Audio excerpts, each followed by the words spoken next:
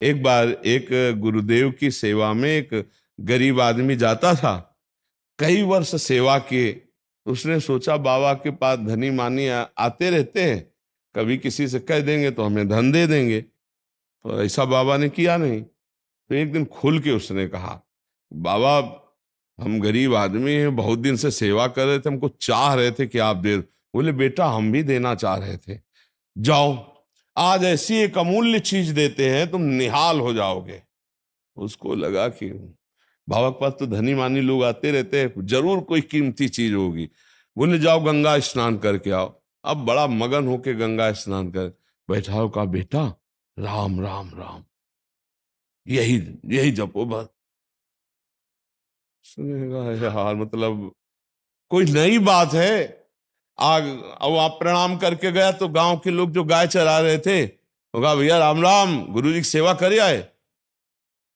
तो उसको बड़ा संशय हुआ कि चरवाहा तक राम राम बोल रहा है, इतने दिन सेवा की गुरु जी। बोले गंगा नहा के आओ, तुम्हें बड़ी कीमती चीज दे रहे हैं ये, और बोले राम राम कहो।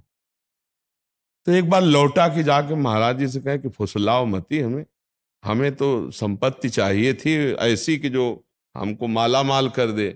तो गुरु जी सिद्ध पुरुष थे, जब वो लौट के गए तो बोले बेटा एक काम है। बोले गुरु जी कुछ पूछना था। बोले बाद में, हमारा एक काम है, एक हमारी झोली में हीरा रखा है, उसको बेचना नहीं है, केवल दाम पूछ के चले आओ।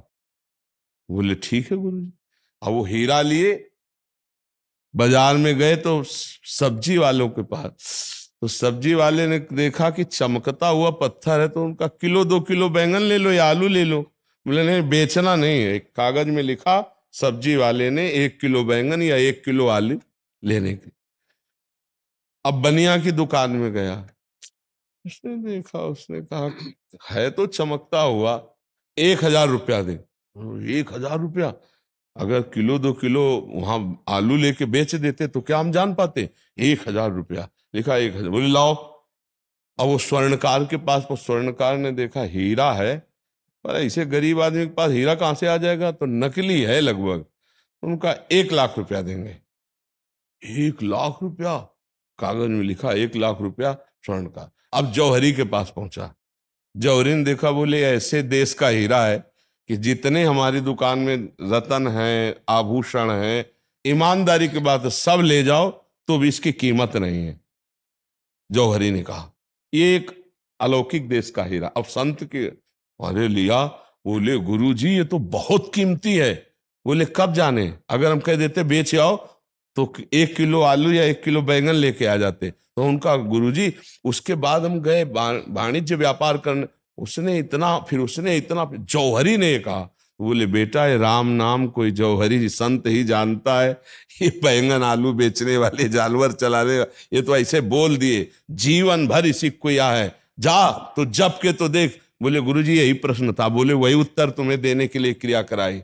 कोई जौहरी जैसे रतन की हीरा की कीमत जानता है, ऐसे भगवान नाम की कीमत कोई फकीर जानता है जो रात दिन उसी में डूबा हुआ है। आप जप के तो देखो, आनंद की धारा खुल जाएगी, आनंद स्रोत खुल जाएगा, सारे पाप नष्ट हो जाएंगे, मन एक अद्भुत आनंद में बना रहे।